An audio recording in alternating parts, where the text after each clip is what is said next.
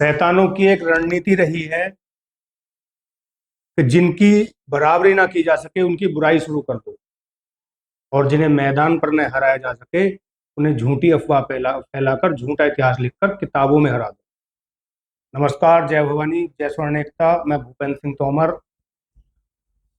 इतिहास गवाह है, दुनिया के जिस भी देश में इस्लामिक आक्रांताओं का आक्रमण हुआ उस देश का इस्लामीकरण हो गया, उस देश की मेजॉरिटी का धर्म परिवर्तन कर दिया गया, उस देश का नाम भी बदल दिया गया। जैसे एक देश का नाम था पर्सिया, वहां पारसी और बेबीलोनिया जैसे धर्मों का जन्म हुआ।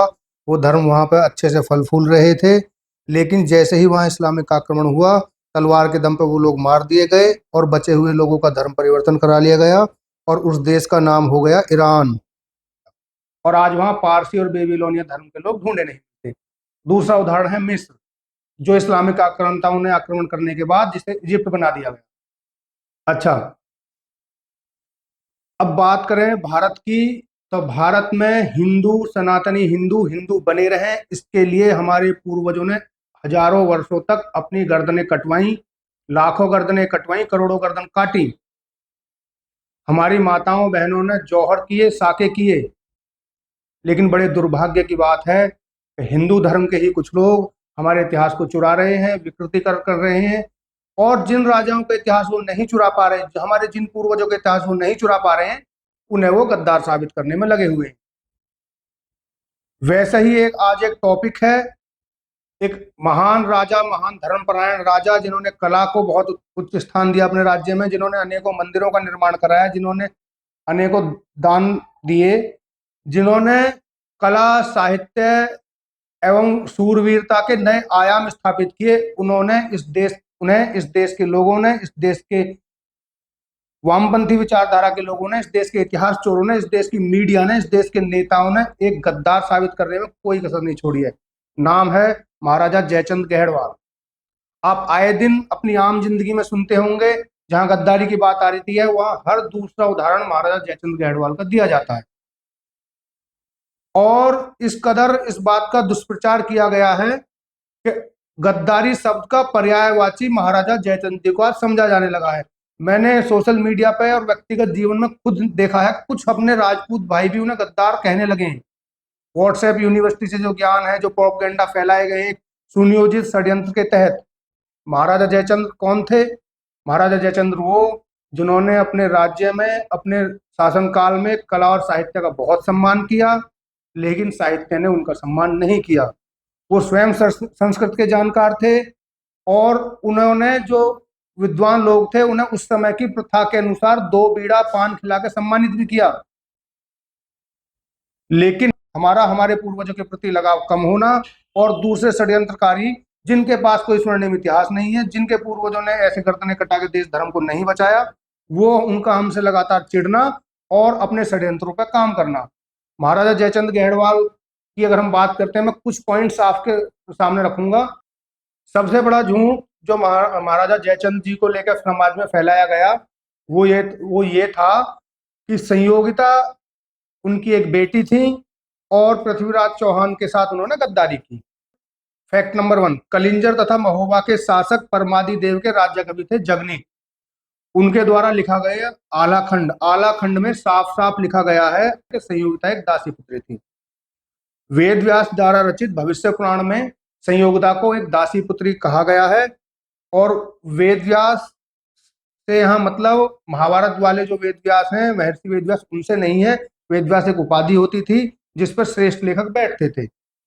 अच्छा, लेखक आनंद स्वरूप मिश्रा द्वारा रचित पुस्तक कन्नौज का इतिहास के पेज नंबर 481 पर साफ साफ लिखा गया है कि संयोगिता का जयचंद की पुत्री होने का कोई प्रमाण नहीं है। स्वयंवर रचना, जो एक मनगढ़ंत कहानी बताई जाती है कि संयोगिता के स्वयंवर में से पृथ्वीराज चौहान जी ने उन्हें उठाया था, तो स्वयंवर रचना का कोई प्रमाण नहीं है तथा राजसूय यज्ञ का कोई प्रमाण नहीं है। अच्छा, और यह कथन भी प्रमाणित नहीं है कि राजसूय यज्ञ उस समय होते थे।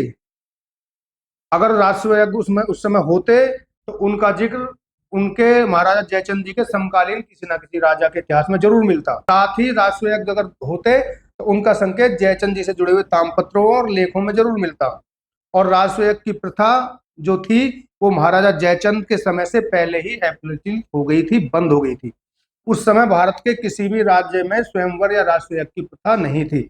अतः जयचंद जी का राजसूय यज्ञ होना या संयोगिता स्वयंवर होना या संयोगिता का हरण होना, ये सब फर्जी इतिहासकारों की कोरी कल्पना है। जब संयोगिता दासी पुत्री थी, मैंने आलाखंड का आपको उदाहरण दिया, मैंने भविष्य पुराण का आपको उदाहरण दिया, उसमें वो लोग खुद भी जाकर चेक कर सकते हैं। तो फिर एक दासी पुत्री के लिए एक राजा राजसूय यज्ञ कराए या एक दासी पुत्री के लिए एक राजा स्वयंवर की रचना करे, जबकि स्वयंवर प्रथा उस समय तक खत्म हो चुकी थी। तो ये प्रमाण है जो सिद्ध करते हैं कि संयोगिता का महाराजा जयचंद जी से कोई लेना देना नहीं था, वो उनकी बेटी नहीं थी। अच्छा, दूसरा जो उनके बारे में एक बहुत बड़ा फर्जी झूठ फैलाया जाता है वो ये है कि पृथ्वीराज चौहान जी को हराने के लिए महाराजा जयचंद जी ने मोहम्मद गौरी को इनवाइट किया, आमंत्रित किया और उसकी मदद की।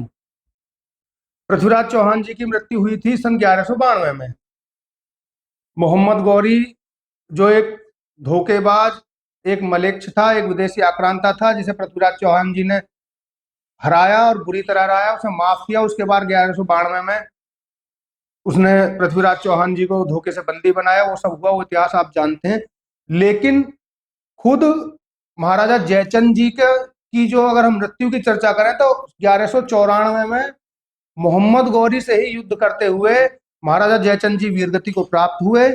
अब यहाँ से यह बात सिद्ध होती है कि जिस राजा को उन्होंने अगर बुलाया है तो उसी से अगले साल उसका युद्ध कैसे संभव है। एक और बात, अगर उससे उसे बुलाया होता तो अगले साल उसे उसका युद्ध मोहम्मद गौरी से युद्ध क्यों होता। जबकि आमतौर पर प्रथा ये रही है कि अगर किसी राजा ने दूसरे राजा की मदद की तो वो उन्हें राज्य सौंप देता था और उनके बीच में मैत्रीय संबंध स्थापित हो जाते थे। तो ये बात पूरी तरह सिद्ध करती है कि मोहम्मद गौरी को ना ही तो महाराजा जयचंद जी ने बुलाया था और ना ही उसकी कोई मदद की थी। महाराजा जयचंद जी के साम्राज्य की सीमा वो उत्तर में अजमेर से मिलती थी, पश्चिम में गुजरात से मिलती थी, पूरब में गया तक जाती थी और दक्षिण में महोबा तक मिलती थी। वो 700 योजन भूमि पर शासन करते थे। उनकी सेना को दल पंगुल कहा जाता था। दल पंगुल उस सेना को बोलते हैं जो सदैव विचरण करती रहती है, सदैव अलर्ट मोड पर रहती है। और उनकी सेना के बारे में एक कहावत और है कि उन युद्ध के समय में उनकी सेना का अगला सिरा युद्ध के मैदान में होता था और पिछला सिरा तब तक नगर के बीच में ही रहता था। इतनी लंबी उनके पास सेना थी, 700 योजन भूमि पे वो शासन करते थे। इतनी बड़ी सेना के मालिक, इतने प्रतापी राजा जिनकी सीमाएं इतनी फैली थी, क्या अगर उन्हें किसी से बदला लेना भी हो, मैं उस मनगढ़ंत कहानी के आधार पर बता रहा हूं, तो वो क्या किसी विदेशी लुटेरे, चोर, डकैत मोहम्मद गौरी जैसे तुच्छ इंसान को अपनी मदद के लिए बुलाएंगे? क्या ये संभव है? मैं आपके विवेक पर छोड़ रहा हूँ। अच्छा, तामोली, बनारस, फैजाबाद, कन्नौज के जो ताम्रपत्र व गजेटियर हैं, उनमें महाराजा जयचंद जी से जुड़े हुए महान कार्य, उनके द्वारा मंदिरों को बनाने की बात, उनके द्वारा कला साहित्य इतिहास को बढ़ावा देने की बात, उनके धर्मपरायण होने की बात, उनके संस्कृत के ज्ञाता होने की बात साफ साफ लिखी है। आप लोग खुद जाकर चेक कर सकते हैं। एक और बात, महाराजा जयचंद जी उन्हें खुद विद्या वाचस्पति की उपाधि दी गई थी, उससे नवाजा गया था। श्रीहर्ष जी की एक पुस्तक है निशा चरित्र, उसमें श्रीहर्ष जी लिखते हैं कि वो विद्या का सम्मान करते थे तथा विद्वान लोगों को 2 बीड़ा पान खिलाकर सम्मानित भी करते थे। इसके अलावा बहुत सारी पुस्तकें हैं, चूंकि 1 या 2 पुस्तकों का मैं अगर रेफरेंस दूं तो जो फर्जी इतिहासकार हैं वो ये कह सकते हैं कि भाई ये तो आप अपने फेवर की बात कर रहे हो।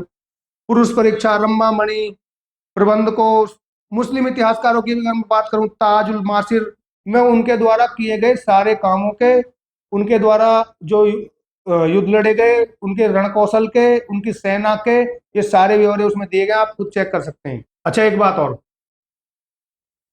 हम अपनी जाति के, अपने समाज के, अपने स्वर्ण समाज के उत्थान के लिए इनके शिक्षा, स्वास्थ्य, रोजगार, राजनीतिक भागीदारी पर काम कर रहे हैं।